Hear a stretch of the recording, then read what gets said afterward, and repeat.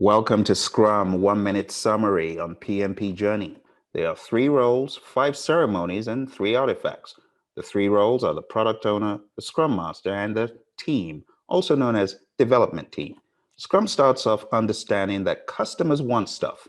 They put all of their wants and needs into user stories, which are encapsulated in a product backlog.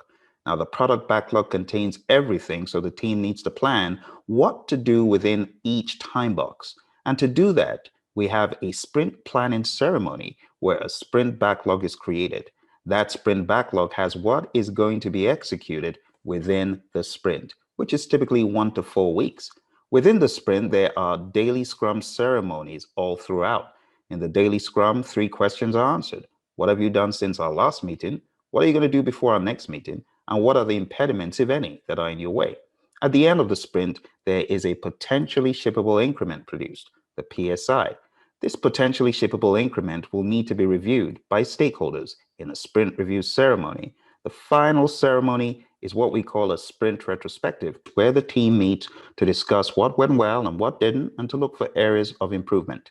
Don't forget, there's one more meeting. It's known as the Backlog Refinement Ceremony, and this happens in the middle of the sprint. It's not an official ceremony, but it sure is important for the team to get to the definition of ready before the next sprint begins.